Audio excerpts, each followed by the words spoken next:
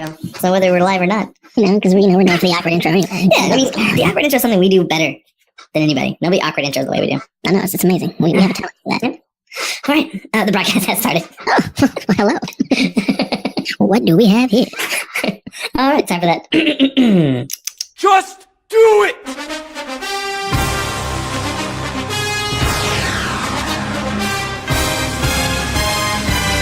Shut up and sit down.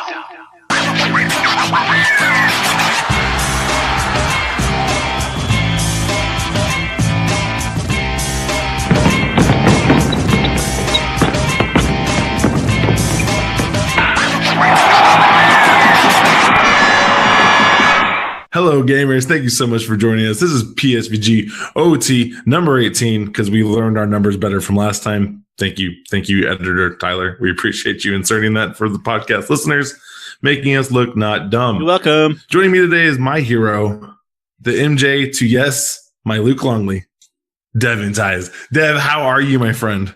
I am doing fantastic. Wakanda forever. Just gonna throw that out there. Oh my goodness, yes. But yeah, man, I'm chilling. It's a glorious Friday evening. Things are well. I'm happy to be here. Just enjoying my time right now. How about you? Yeah, man, I'm really good. So there's a lot of things going on. We have the first ever Psvg OT, the second overtime happening after the show. We're recording on a Friday. We're normally a Saturday recording. We only moved because Psvg was like, we need to be on Saturday because we have special guests. And I was like, who's your special guest? Like, oh, your co-host. And I was like, selfish. I couldn't get an invite. Like, I can't get a text. Like, nothing. Fine, Psvg. It's fine. You know, and I mentioned that to Donnie. So, Donnie, bring on Coach Mo. The thing is, Donnie is, I don't know a lot about wrestling, but what I do know is that he is the guy who's on the stage with the hair. McMahon. Vince. Yes. He is the McMahon. And I'm not one of the characters that people know the names of. I'm one of those random characters that show up and get beat up before the good people come out. And I'm okay with my role. I support my role on the Psvg team. But there were some news and tidbits brought to my attention. See, during the last 2 weeks, I've been very busy coaching multiple sports, so I haven't listened to every Psvg show. Now, I do know on the Unrated, it is claimed that they have the highest combined bench press. Yeah. Something I'm not 100% sure on, again, because you are on this show and that show, so you cancel each other out. Right. I'm a pretty big dude who made a living lifting people off the ground. So, but we're not going to get into that. Evidently, Psvg, the main title program, the Kevin Donnie, called out the Unrated and called out the OT and said some very disheartening things, some things that made me a little nervous. And so I went and I listened. I found the audio clip. Editor Tyler, if you can find it for me and play it right now so our listeners know what we're referencing. Previously on Psvg. Witty one-liner here, but I want to address something. Unrated, OT, they both seem to have a habit lately of starting their shows off by saying how great their shows are and how it carries the network and it's the best show on the network. Let Daddy put you in your place right now. You wouldn't exist if it wasn't for this show. Just saying. This is the OG. It is the OG. But here's what was said basically. I'm going to sum it up real quick. If Tyler can insert it, you guys will know the general gist. Basically, they said that we're claiming we're the greatest and that we all come from the Psvg teat. Like puppy, like they're the mama bear. We are the small baby bear. Here's the thing. I don't think the OT has ever claimed to be the greatest show. I feel like we always claim to be the greatest awkward opening show. Correct. This is correct. No one awkward opens with our awkwardness the way we awkward. And that's what we claim. That is our claim to fame. So I was like, Psvg, if you're really the Papa Bear, wouldn't you know what our claim to fame is? Wouldn't you know that it's the unpreparedness and the awkward start that make us who we are? Where's this coming from, guys? Where's the hostility?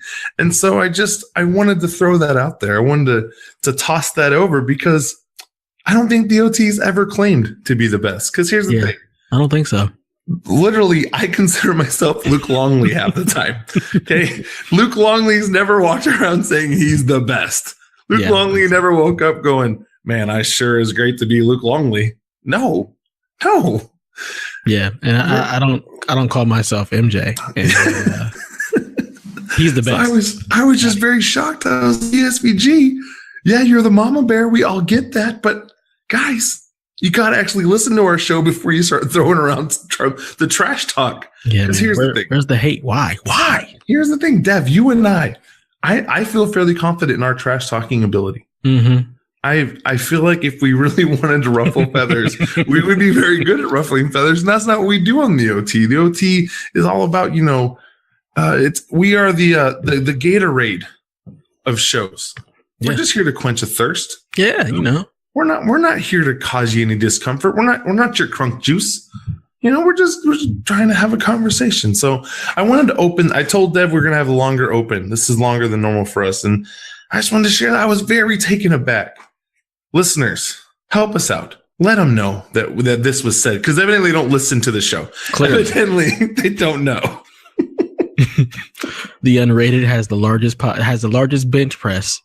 Asterisk. I cancel myself out, so I.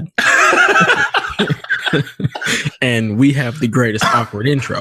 Yeah, but there was nothing ever said about the OT being the best or Unrated being the best. So I don't know why PSVG I was very shocked. I was like, man, has an issue. Y'all need to chill over there on the main show. I'll be there tomorrow. I'm gonna set the record straight. Please do. Please, you know what? Bring this up. Bring this fuel to the fire, because the OT, we demand answers. All right, because we've never been on one. We're not an island. No, we're not. We are not a shack or an empire on the OT. We're just two guys telling stories, and we've had some amazing, wonderful guests in our we're now 18 episodes in, and we've had all these great people on.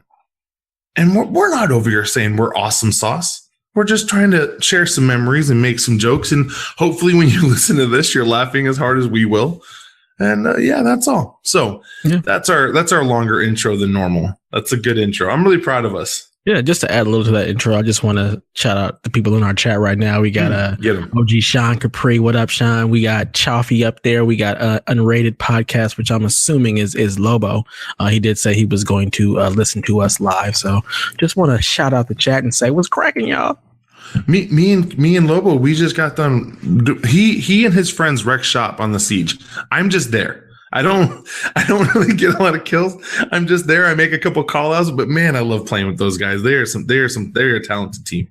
I can't wait to get Siege and get in there and get carried, because I'm sure I'm gonna suck. Yeah, they do some special stuff. Also, I have a Overwatch Bastion figure for Mr. Chaffee, something you called out. And so just for, again, once we're shouting those people out, and if you're listening to the podcast, we actually do have a large quantity of things that we're giving away. How we give them away, we don't know. We just kind of do stuff and things get sent places. But yeah, all right.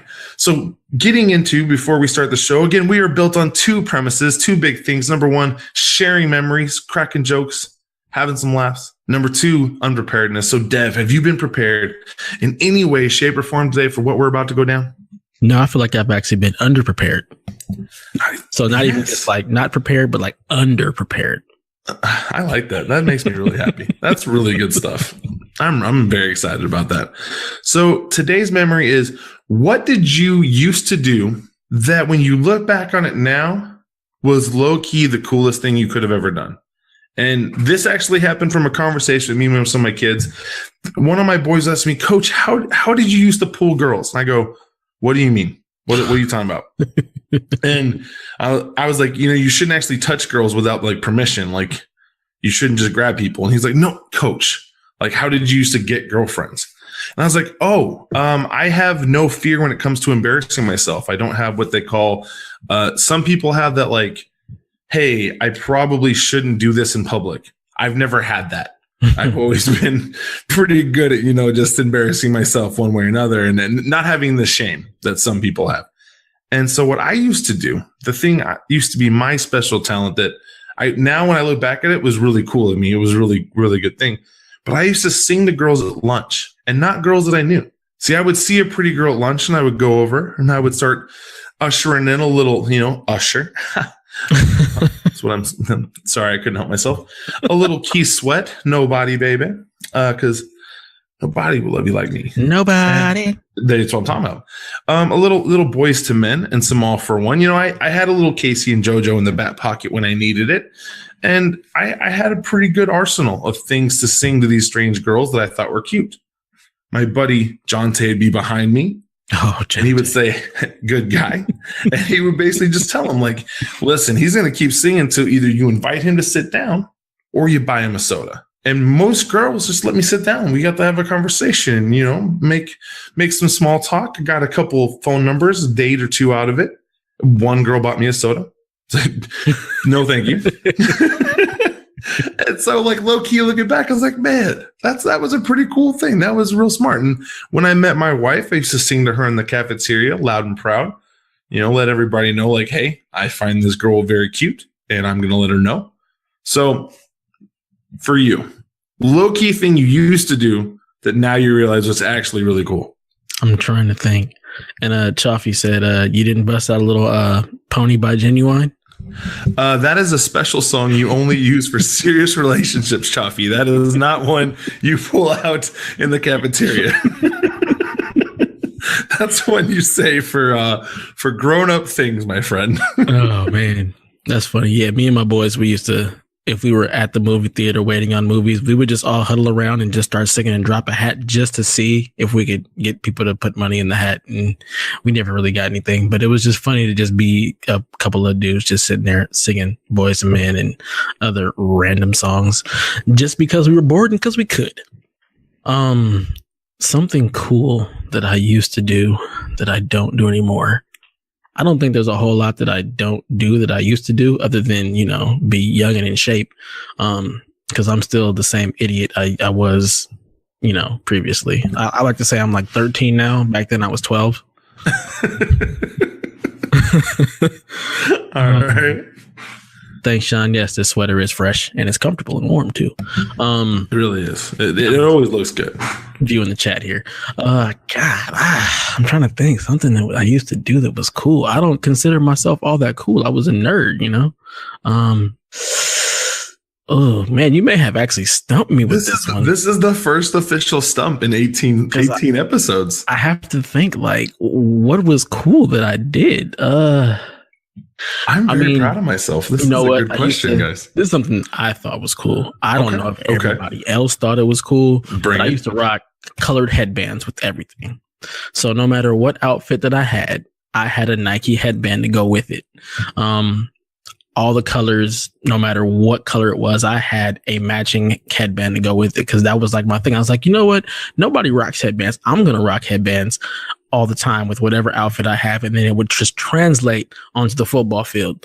So I'd be rocking the headband all day. We get to practice or whatnot.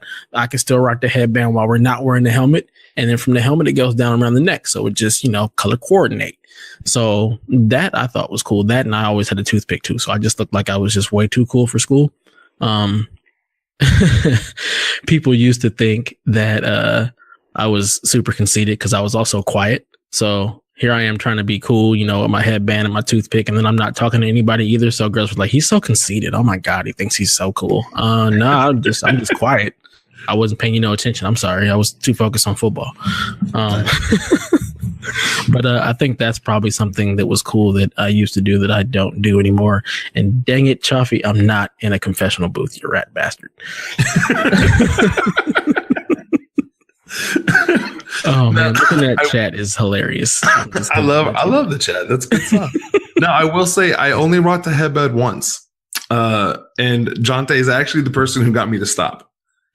There was a Portland Trailblazer by the name of Cliff Robinson. Yes. He was called Uncle Cliffy for us. And he wore this red headband. And I remember I wore one for basketball tryouts, made the team. And I thought, this is my new lucky headband. I'm going to rock this. And the next practice, like the official one, Jonte goes, what are you wearing, fool? And takes it off my head, springs it, like flings it across over to the girls' practice. And he goes and yells at Kristen, that's for you. Big Mo got it as a gift. And she took it and was like, oh, thanks, Big Mo. And I never got my headband back. Still sad about that. That's hilarious. I pushed him down running away from a tree ghost, so he can get rid of my headband. I'm not gonna. He gets restitution from you for the rest of life for that. Yeah. It's that story. It'll follow me around a long time, but I'm okay with it. So, moving into questions, or do you have a curveball? I have a curveball. All right, curveball time. We need a sound that says curveball time. I know we do need something. Tyler, get on that. Actually, hold on. Before you go to curveball, Tyler, in front of the wonderful fans who are watching right now, I'm going to buy you a gift. Oh, your editing last week was superb. I love that you're listening and you're doing these things for us. And so, unlike the other shows who maybe just say thank you quickly, we owe you and we're going to take care of you. So me and Dev are going to talk after the show. We're going to pick a gift and I'm going to go purchase it and we're going to get it sent to you. Because Tyler, you are a great editor. Me and Dev, I'm not saying we couldn't edit a show. I'm just saying nobody would want us to. No, nobody wants to hear the Coach Mo edited show. So I'd have the bumpers in the wrong place. Who knows what else would go on? There'd be no show in the middle. Thank you for what you do. In the middle of this, let's take time. Thanks, Big Ty. Thank you, Tyler. All right, go ahead. Curveball time. Let's do this. So the curveball, I was sitting with my daughter before I went to go put her down to bed or whatnot. Mm-hmm. And she was like, "Oh, you have a podcast, Daddy? What are you doing this time?" I was like, "You know what? We're never prepared for this show, so I actually have no idea what we're going to do. But would you like to ask a question?" Okay. So she proceeds to ask a couple of questions. She was like, her first question was, "Why are there no girls in the podcast?" And I was like, "Well, but we actually have had a few females on. So that's some really cool ones. That question isn't going to work because, yeah, we've had some very, very cool women on the show. So I need another question from you, bub." And she was like, okay. Well, why do you podcast, Dad? I was like, you know what? That is an excellent question. Thank you so much. And it made me really think, why do I podcast? Why do we do this? One, I think all of us listen to podcasts and it made us want to be like, you know what? I think I can do that too. I want to talk about stuff with my friends. So the first and foremost, like the main reason I podcast is because I get to sit here and talk with you. It's awesome. Or I get to sit and talk with Q. I enjoy just being able to sit down and geek out and talk about stuff with my friends. So that's the number one reason why I continue to do these podcasts and try to keep them, consistent. The other reason why is I like talking about video games. I like talking about the stories. I like talking about just whatever. So being able to just have a voice and feel like, I'm a part of a larger community, is just, a whole lot of fun. It's great. So that's why I podcast. What about you, Mo? So I actually, I don't know if this is widely known, but I stepped away from PSVG as a whole, like not the website, not the Discord, but like the podcast. I had taken a long hiatus, and it was because I just I didn't have like the want to do it. Like I didn't have that like, man, I want to talk about news and gaming. Like that's why I listen to NTTG. That's why I listen to Unlocked. Like they're the places that give me those things. And I was like, I don't think this is for me. And it actually was, I believe Donnie and I were having a conversation, and then it led to me and Kevin having a conversation. And they both said something very similar. Like, we know you love doing this. Like, we know you love being a part of it. You just have to kind of find that thing that you enjoy. And that led to eventually me coming up with the idea of the OT and be like, hey, this is something different. It's not news related. It's not like hottest game related. It's just being relational. Can I do this? And they were like, yeah, go for it. And I remember after the first one, Donnie was like, Mo, that was really good. Like, I'm really proud of you. And I was like, I teared up a little bit because like getting a compliment like that from the Papa Bear who has started all this, who has done all this, like meant the world to me. And like, you can't go tell him, you can't be like, thank you so much, Donnie. That meant so much to me. Like, I can't do that. Like I can now, like I can openly now, like say, Donnie, like, thank you. Like that meant that was everything. Like that got me to work so hard. Like we had guest after guest after guest lined up. Like we were talking to people from IGN who still are talking to me and like, hey, I'm not free this weekend or this weekend because of DICE, but maybe in the future I'm available. When that happens, it's gonna be a big day for us. But it really was when I found my niche. Like this is what I like to do. I just want to talk to people. I just want to crack a joke and love on some folks. Yeah. And Yeah, that's really what it is. Awesome. Well, I'll play that on Tuesday. My daughter will hear that and she'll be like, "Oh, cool." Can't wait. All right. Well, going into our questions, we actually have a couple very serious ones first. And so I figured we'd knock these ones out. The first one was, in dealing with the tragedy that happened in Florida, do you think teachers should be armed? And we had a very long conversation about this at school. So, Dev, I'll share mine first, just so you can kind of hear what things I've already said and to my kids. I do not, in any way, shape, or form, think teachers should be armed. I've got two big reasons for this. Number one, I lose my keys to my classroom daily. So now you want to give me another thing to carry around? If I lose it, now we're putting people in danger. Okay. Not to mention you've got 100 teachers on staff. If 100 teachers have a bad day and lose something, that does not sound like a good idea to me. Number two, and my reasoning for this is, we have a lot of schools, and there are a lot of schools who haven't had a shooting. And I'm not saying this to take away from the ones we have had. What I'm saying is, what we need as educators is we need more people to help us combat the mental health issues that are going on in our youth. We need more people to help us have these open conversations, so that when a kid is hurting and he doesn't know how to tell people, when he is so angry and so afraid and so sad and has so much fear and stress and anxiety built up that he cannot parlay the words and get them out to say, guys, it hurts so bad, I want to scream, but I can't. That we find him a person to talk to, that we find him a healthy way to get it out. And so that's the stuff that I would want to see. Instead of you spending that money on something as frivolous, and I think that is frivolous, I think that's a waste of money. I would love it to see if we couldn't put more money into these schools. And if we can't, then we need to look at this education system and fix it. So that's my end. What do you think, Dev? Yeah, I'm just going to go ahead and shout out our chat. Chaffee was like, he said that's a firm no on the armed nonsense. And he's also an elementary school admin. So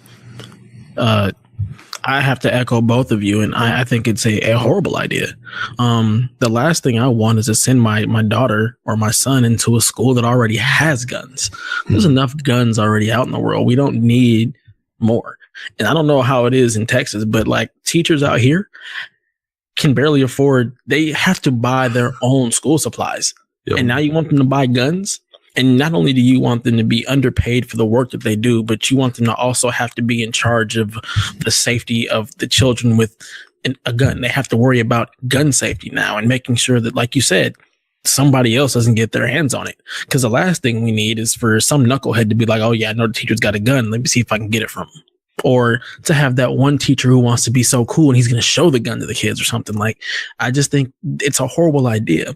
And I read a thread on Twitter from a ex-police officer who was like, you don't understand the amount of training these teachers would have to go through to be able to carry a gun, be proficient in it. Not only being able to, go to a range, anybody can go to a range and shoot at a target and then, qualify to get a gun.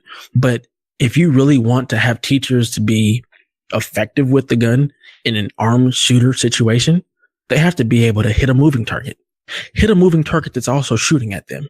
Be able to, can you shoot with, one hand? Can you reload and shoot with one hand? Can you disarm? Can you keep yourself from being disarmed? So you've got so many just other types of training that is more than just going to a range and learning how to fire a gun. And God forbid and something happens where the gun falls and it either goes off and kills another kid, or some other kid picks up the gun and is trying to hit the shooter, but hits a kid. Like, there's just so many things. And I just think back to all of my teachers and how old some of them were and how they're there to teach. They're not thinking about having to fire a gun. They're not thinking about being shot at. And I know me, I would freeze up in that situation. Like, if I'm, I have to now fire a gun instead of just trying to keep the kids safe, trying to get them out or get them hidden or whatnot. Now I have to worry about, okay, I got to get them hidden. I got to get them hidden. I got to be able to fire this gun. Like, it's just too much to go on. I'm not there for that. I am not security. I am not a police officer. I'm none of that. So the idea of having to put that additional stress on teachers is just ridiculous. So I'm a hard no. This is a terrible idea. I'm right there with you. The second one was after 9 days since the shooting, the kids from that school have helped make a lot of change, and not changes in like actual change, but changes in a conversation has actually started to happen, an open conversation. And why do you think that is? Can you repeat the question one more time? So in a little over a week since the incident in Florida, these students have actually helped have these conversations and brought things to the forefront, to the attention. Why do you think these students, these high schoolers, have had such an impact on national media to help make these conversations happen? I reworded it a little bit. Because they're pissed. Like, we have elected officials that we have put in place to try and fix and stop this nonsense. Yet they have done nothing but send prayers and thoughts. This is happening way too often. The kids who just had to watch 17 of their classmates don't want your prayers and thoughts. They want answers. They want fixes. They want solutions. All the prayers and thoughts in the world right now, while they may be comforting in some way, it's not change. They want to enact change. These kids are sick and tired of this stuff. I mean, I feel like we have failed them completely as adults. Like, we have them having to deal with the fact that not only do you have fire drills and earthquake drills and tornado drills and whatever else you guys have, now you have an active shooter drill. Like, that's a thing. I don't like that. I don't want to have to deal with that kind of stuff. And these kids are pissed, and they're like, you know what? You're not just going to shut us up. We're not just going to have to sit back and be told by you guys who are, not enacting any change to shut up because we're kids. They're not having that. These kids are not dumb. They got shot at. They witnessed their friends be killed. They witnessed teachers be killed. And you want them to just shut up and be kids? Not going to happen. And I'm so proud of all of them kids for standing up to that and being like, yeah, we're not going to take any more of this. You guys are going to do something. Enough is enough. Nice. So when me and my students were having this conversation, what I said was, I'm over 30 years old. And right now, out of all the actual friends that I have, the people in my circle, I could not tell you if I knew any of them that actually identified as Republican or Democrat. They're just people. And I think what the kids are doing is they don't have a party. They're not Republican or Democrat. They're human beings who are voicing a human concern of safety. And I think that is appealing to all those people out there who don't identify on one side of the line, but just identify as being, human being a good person. And they go, yeah, why aren't we fixing this? Wait, no, you're right. These kids are making a good point when they ask these questions about who's getting money from who, and asking why they're not acknowledging it or why they're not saying these things and why these things are still happening. And I think that the reason so much has happened from it is because the things they're saying are not partisan. The things they're saying are human. Mm-hmm. I firmly believe that I want to work with human beings instead of worrying about the human doings. And so I tell it to my kids a lot. And it's one of those things that has really helped me as a teacher. And so that would be where I was coming from in it and what we were having the conversation about. So, yeah. We need to stop with all this party line stuff. It's more than that. It's not about Republican. It's not about Democrat. It's about humans. It's about being able to come together as a nation and fix the problem and help the people. Like, that's what you elected officials are there for. You're not there to be a Republican or be a Democrat. You're there to fix problems. And this is a major problem that doesn't seem to be any closer to a fix at all. Mm-hmm. Man. All right. We've gone through these two pretty hardcore questions. We've got some lighter ones. We've got some ones for the people who know us where we want to laugh and joke. So we're going to turn that script. We're going to flip that switch because laughing through tragedy helps sometimes. And that's what we do. We're pretty fun guys. We got some jokes. All All right. So this first question actually was like one that had me almost on the floor, like when I first heard it. And so I'm really excited to ask you. This question is, so you're given an opportunity to hang out with any 5 people. However, you're on one of those spinning things at the fair. Oh God. The zero gravity one, you know what I'm talking about? Where like spin super fast and you can like move all around and like you're on the wall, but you're upside down. You can do whatever you want. So what 5 people are you taking on the zero gravity machine? Well, I first have to think about which 5 people are not gonna be too upset that I threw up on them, because those things they do something to me where it's just not gonna be okay. a good time. Okay. Man, only 5. That's gonna be tough. I'm not gonna take my wife because I don't wanna put her through that. That doesn't seem like fun.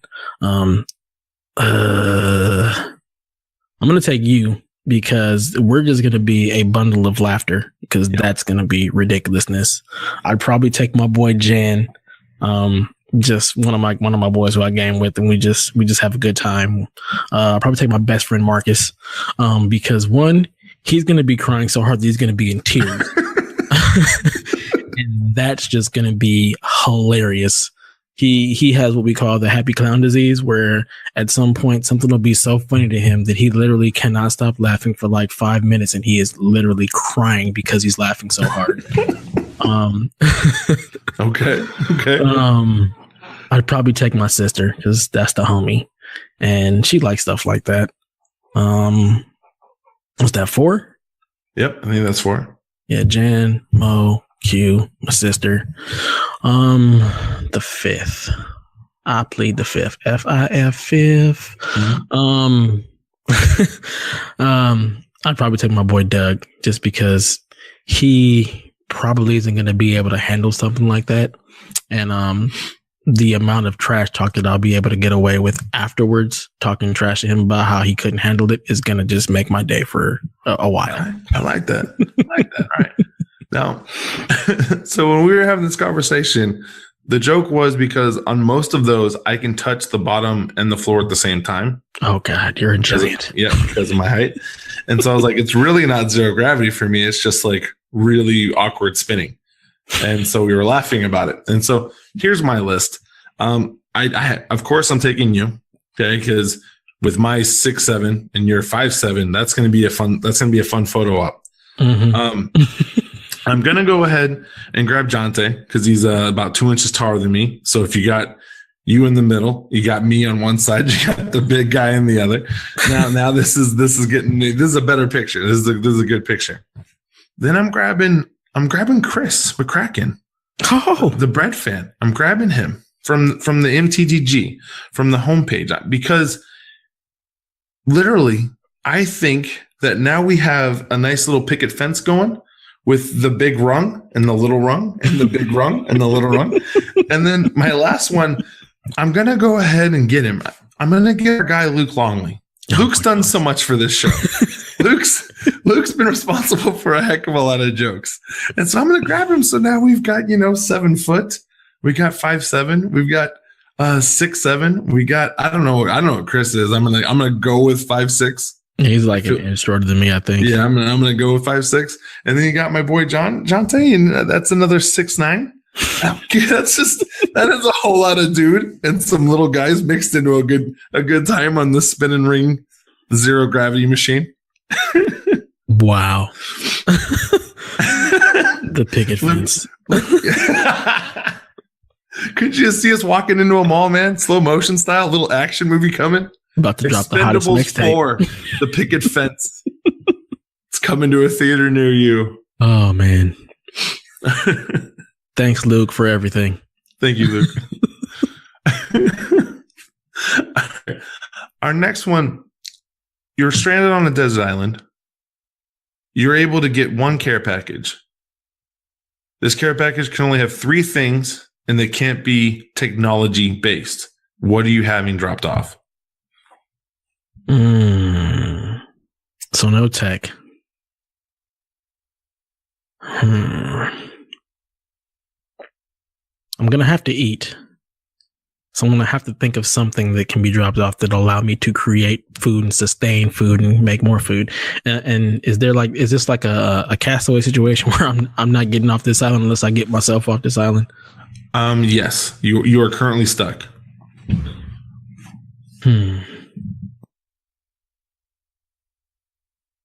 Man.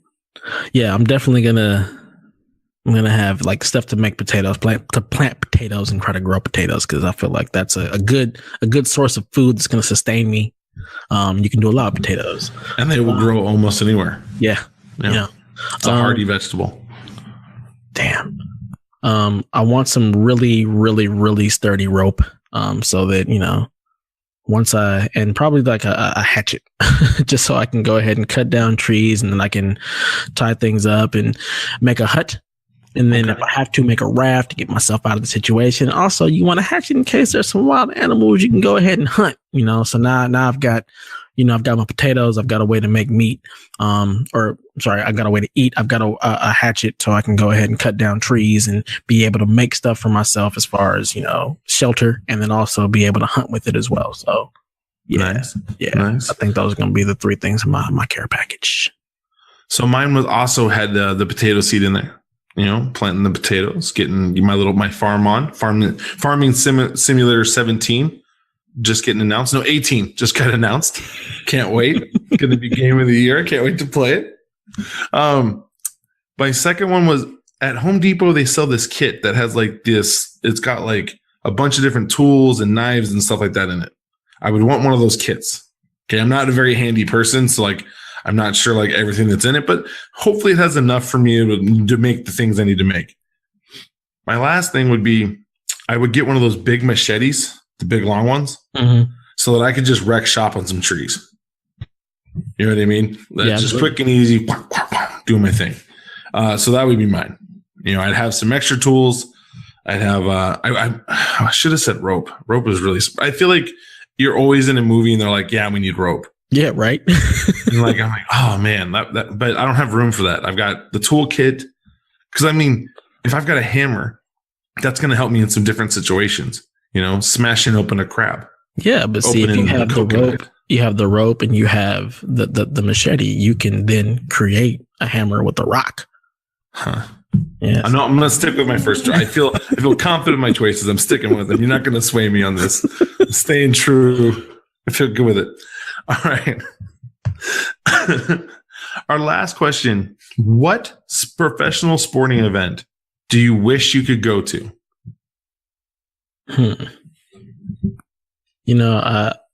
That's not that difficult for me. It has to be the NBA finals. Like that's where I want to go. Y'all all know basketball is life. The rest is just details. So going to the finals would probably be like the top for all sporting events. Like Super Bowl is cool, yeah, whatever. But yeah, absolutely, hands down, NBA finals. Just being around that atmosphere of just like the pinnacle of basketball. And then it's 7 games, so I get to go to. Well, if it goes 7 games, I get to go to 7 games instead of just 1. So that would be awesome. I just love basketball. I love the atmosphere. It is life. So yeah, NBA finals, hands down. So when I was talking to a couple kids about this, I said if I'd only go to the Super Bowl if the Bears were in it. So if the Bears are in, I'll go. Like that would be the number one, because getting to see them there would be incredible. Yeah. However, if they're not in, I would love to go to one of those F1 races that's in one of like the really rich cities overseas, like Monaco. Yeah, you know what I'm talking about. Like from the Iron Man 2, one of those. That's what I was thinking of. Yeah. I would love to get to go see one of those things. You know what I mean? I think that'd be really cool to see all these fancy cars and get to see this beautiful city. And I think that'd be fun. I've actually been to an NBA Finals game before. Oh, Blazers Bulls. Oh man, nice. Did not end the way I wanted it, but got to go to it. And I've been to one for Major League. Got to go see the Cubbies. So I've been, had some fun there. So I've gotten to see some of those things. And then for the NHL, I got to see the Blackhawks. Oh, man. When they were down playing against Tampa. So I've gotten to experience a lot of those things. But the only way I would pick the Super Bowl would be if the Bears were in it. I would have no interest if it was just 2 teams I don't care about, because being honest, I don't even watch the Super Bowl if my team's on it. I have no point. Okay, It's so boring. how on earth are you a Cubs fan, a Blackhawks fan, a Bears fan, but not a Bulls fan? You're a Blazers fan. We haven't had this. We What? haven't told this story. All right, here we go. How? Here we go. All right, I'm gonna paint a picture for you. It's 1990. Okay, I'm like 6 years old. I'm like 6'2", 280 pounds. That's a joke. I was saying at 6. I wasn't Jesus. that tall. I wasn't that tall. And I remember going to watch the Chicago Bulls play the Blazers, and I'm watching Clyde Drexler give it to Jordan. Now, up until this point, I'm a Bulls fan. But I'm watching Clyde the Glide just shimmy and shake and go to the hoop. I watched Kevin Duckworth banging down low and just slamming it down. I watched Buck Williams, who literally looked like one of the smallest guys on the floor, grab rebound after rebound. And I watched the smoothest point guard I've ever seen, Terry Porter, who just comes up the court, pops a three, throws that sweet assist. And I remember turning to my big brother and going, This team is so good, man. This team's amazing. He's like, are you rooting against the Bulls right now? I'm like, no, I'm not. But when we left, all I could think about was Clyde the Glide and Kevin Duckworth, Jerome Kersey, Buck Williams. I wasn't thinking about Bill Cartwright. Yeah, I was thinking about John Paxson. I wasn't thinking about MJ. I was thinking about these guys, and I was like, I'm about to make this switch. Wow. I'm about to make this choice. And so then I think it was like a year later, we moved from Chicago, from Illinois, over to Portland. And once that move happened, I was solidified. I was ride or die, Rip City, let's go. I was the biggest Blazer fan you'd ever seen. I was wearing jerseys of players that I didn't even know who they were. It's like, if you got a jersey, I'll buy it. And so that's how the change happened. Now, yes, the Blazers were dope, but dude, MJ, 2 years later, my decision haunted me because MJ did work against the Blazers and knocked them out of, I think it was back-to-back NBA championships. So no, the Blazers didn't go twice; they only went once. I'm pretty sure it was twice. Because the Bulls beat the Lakers, they beat the Blazers, and they beat the Suns for their first three-peat. Mm-hmm. Then Houston won the next two, and then the Bulls won the next three, twice against Utah and once against the Sonics. Who did we lose to? Then we must have made it really far one year, and because I was so young, I counted as that we made it that far. I'm trying to think. Did they go to the finals and lose to Detroit? Because Detroit won the two before the Bulls did. Because the Bulls couldn't get over that Detroit hump. I think maybe that's what it was. Maybe we lost to another team. But that's how it happened. The Blazers had a nice squad. I mean, Clyde the Glide was Clyde the Glide. You had Cliff, you had Duckworth, but man, the Bulls in the heyday of Jordan, like the first. It wasn't. I didn't jump in on the heyday. Like it was like 2 years prior to heyday. I can't even the switch. I can't even understand it. I was young. I was young, man. Things happen. All right. And the Blazers haven't been good since. Well, nope. They've kind of been okay. They were the playoffs. Blazers, and then, let's not talk about that stuff, man. Why are you trying to hurt me today? Why? They got kind of good. All right. So now we're going on to a different topic that isn't this. Why are you gonna hurt me, man? Yeah, Damon Stoudemire, poor Brandon Roy. That was my dude. Oh man, I've never felt worse for a guy. He was never felt worse. If you are not a sports fan, look up Brandon Roy and his knockout playoff game against, was it the Mavericks? Yeah, he was so good. Oh God, he did some special things. Too soon. His poor knees. Mm-hmm. All right, now we're done. We've got it wrapped up, but at the end of the show, what that means, we have a new thing. So what is your game of the year as today, 2018? Man, my game of the year, because I haven't played anything since the last time we recorded. So it's probably going to still have to be Monster Hunter right now because I haven't played anything. But if we play Sea of Thieves in the double OT and it happens to be any good, that might be sliding itself into the spot. Because I'm looking forward to being a pirate and sailing the high seas. Is that how the vote went? There was no vote because I forgot. Okay. Yeah. So Sea of Thieves it is. All right. So we'll be Sea of Thieves up in a couple minutes. So I've actually played only 3 games over the since our last podcast. I jumped in and played a game called The Station, which I 1000. Took me about 30 minutes. I missed one achievement. Had to go back through and find it. Wasn't a hard find. It was a pretty simple puzzle game. I like, you know how me, I like the puzzle games. They're fun. They're a good time. Yeah. And then I played another game called Metal Gear Survive. Yes. Played about an hour of that one. It's fine. it's fine. It's not anything new. It's nothing really super incredible. So my game of the year is staying with Kingdom Come Deliverance. I've gotten a little farther. There's been 2 patch updates. One has actually significantly helped me, but then I ran into something that literally made me want to quit. The lock picking in this game, not good. I'm not saying I rage quit twice. Oh man!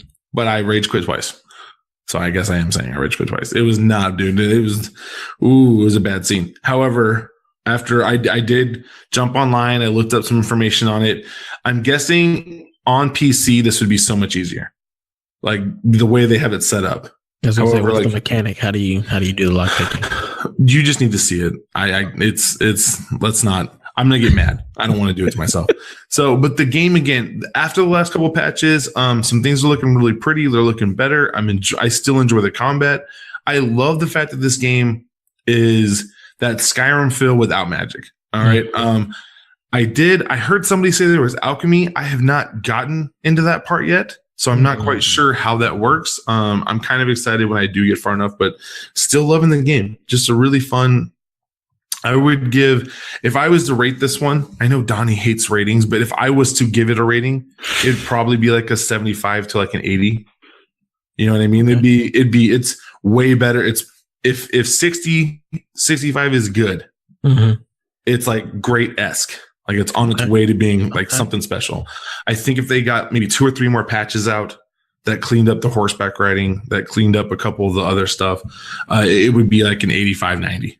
Nice. So really enjoying it. It seems like they're doing well. I guess it already sold over 1 million copies. It seems to be doing well. I read that there's actually a patch, I guess, not a patch, a mod on PC that turns it into Game of Thrones, and that is really cool. No, that would be sick. Yeah, apparently there's a mod that just turns everything into Game of Thrones. So if this is Game of Thrones, this would be everything I think people would ever wanted from a Game of Thrones game. Right? Goodness, that'd be so cool. Oh man. So, all right. Anything you're working on? Anything coming up that you want to talk about? No, nothing coming up. Just, we got the double OT. So look for that. It's going to be our new little mixer stream, the party after the party. Yep. Starting in like 5 minutes. Yeah. Other than that, I'm not working on too much right now. I'm really trying to get some time to get through this backlog so I can start this series that I want to call the Backlog Blues, where I'm starting to go through all of my old games. But time has been not giving as of late. So gotcha. Other than that, I'm not doing a whole much more than just trying to podcast and be around on social media and just talk up the sites and the podcast and everything. Other than that, that's it. Well, I actually did write a piece. I wrote that Monster Hunter piece and got that one published up. I wrote a second smaller one for The Station, the game I 1000 today. I'm pretty sure that I'll finish adding pictures and stuff and get that one up for them to review, and the review guides will take it and put it up on the PSVG, the placeinvideogames.com, the founding mothership. My big article, still working on some things I have to fix. I realized I had 2 of the theories backwards, and so I have to go through and kind of re-edit some of the stuff that I had been writing on my opinion piece of it. So other than that, not a lot more going on. So for me, for Dev, for all the great people in the chat, thank you so much for listening to PSVG OT episode 18. And hopefully we'll see you at the double OT. All right. That's game over.